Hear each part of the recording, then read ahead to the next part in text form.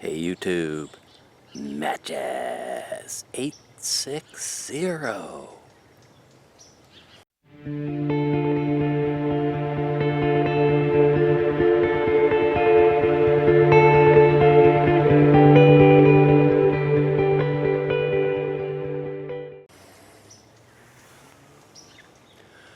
Smoking the 626 Savinelli Churchwarden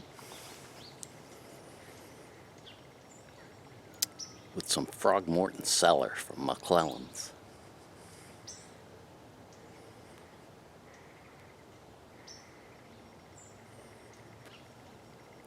Gonna talk about the Portland Gale of 1898 today.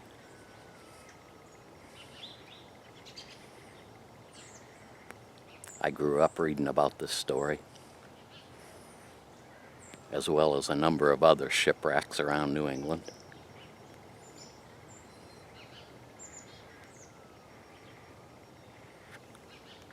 It was the weekend after Thanksgiving.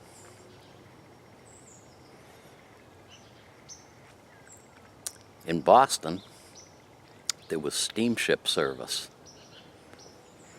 between Boston and Portland, Maine. Very popular in the day to travel up to Portland and visit family, or travel to Boston and visit family, or shop and do sightseeing.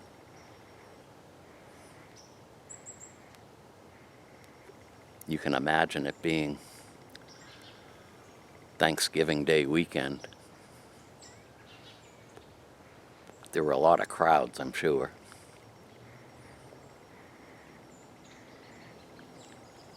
And Saturday afternoon began to get overcast in Boston. Wind picked up a little bit.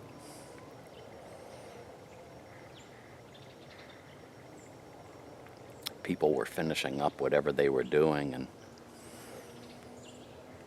probably thinking about getting on the steamship to head back to Portland.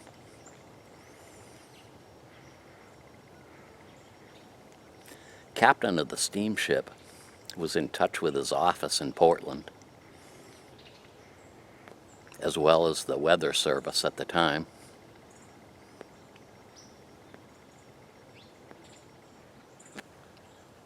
They knew there was a storm coming. At least one of them. It was traveling across the United States, mid-Atlantic region. There was another system coming up from the south. Of course, the system that was coming up from the south was bringing warm, humid air. The one coming across the mid-Atlantic was bringing a lot of wind and cold polar air from Canada. I don't think they realized it at the time, but the two systems were going to merge off the coast to become a superstorm.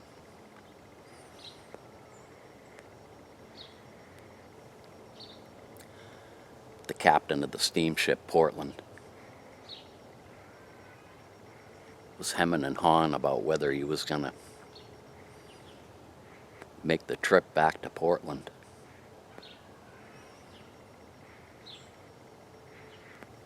Ships coming into Boston Harbor were reporting that it wasn't that bad, but wasn't looking that great either.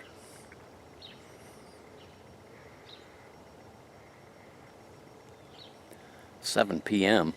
on schedule, the Portland left Boston, headed out to open sea. Didn't really encounter any problems till it got further out.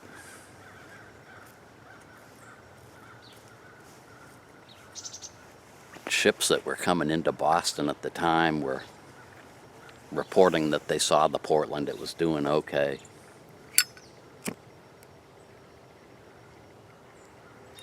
But as the night wore on, the ships coming in said that they passed the Portland and the side wheel was spinning, but the ship wasn't going anywhere, and it was rocking up and down. Side wheel steamships really weren't made for a rough ocean. And the Portland was very top heavy.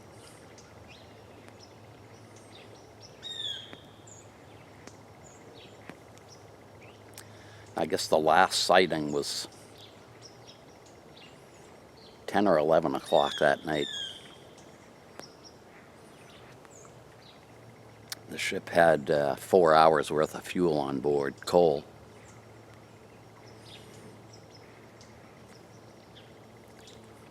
Nobody really knows what happened after that last sighting. But Sunday morning came along, and there was a Coast Guard guy making his rounds on the beaches, the back side of the Cape, up around Provincetown. He made a report that he heard the Portland steam whistle a couple of miles offshore. Everybody figured that the Portland was going to make its way back to Boston Harbor and after the storm let up. But of course it was never seen again.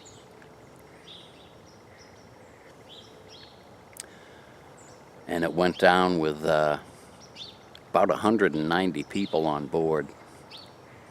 Unfortunately, the passenger list went down with the ship. Sunday evening at 7:30. A lot of the lumber from the ship, including the name of the ship, and bodies washed ashore on the backside of Cape Cod. The Coast Guard said you could walk for miles on the lumber that washed ashore.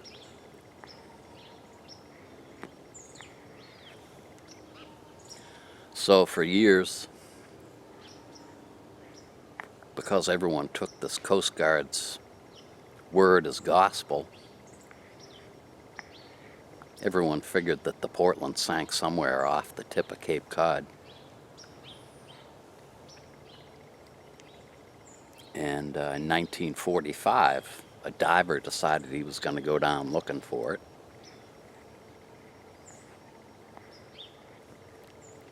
Went to the area a little north of where it was last seen. Came back up and said he had found it. It was sitting on the bottom.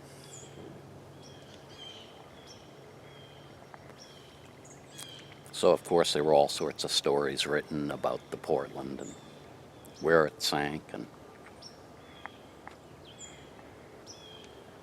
people tried to make up stories about what would have happened between midnight and that next morning when it sank. And that's pretty much what I grew up reading about.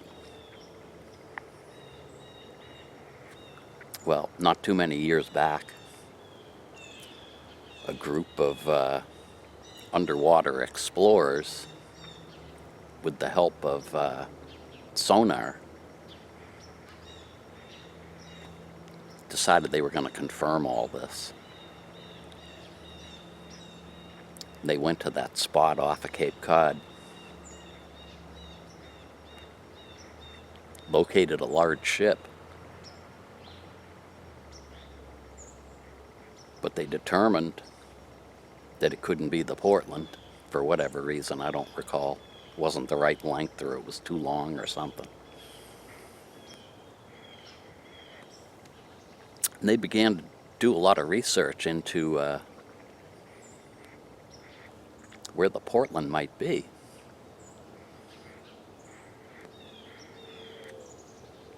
And they came across an old newspaper article about a month after the Portland went missing. A fishing trawler had pulled up a steel bed frame just north of Boston, about where the Portland would have been heading north.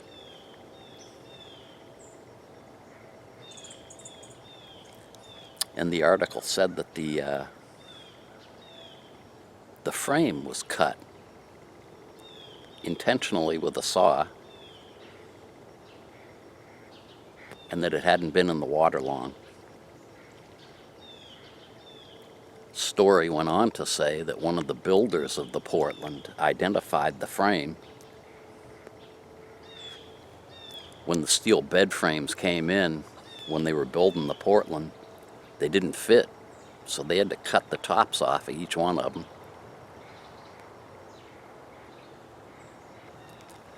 So at the time, the theory was that since the Portland had 4 hours worth of coal on board,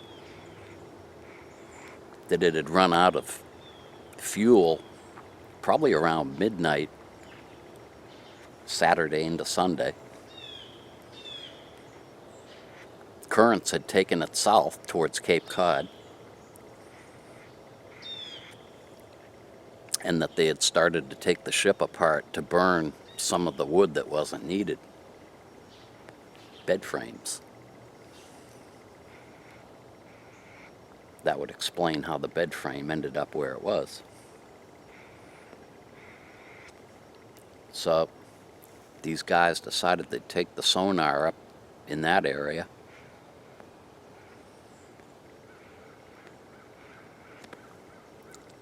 ran the sonar across a few grids in the area they thought that the ship might have gone down. Sure enough, there it was, sitting on the bottom. Side wheel still intact, but the upper decks were completely missing. That was all the wood that ended up on Cape Cod.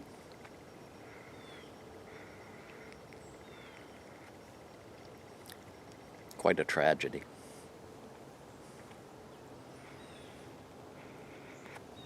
That storm in Provincetown Harbor alone sank something like 90 boats. Houses around New England were washed into the ocean. Wind, snow, really nasty.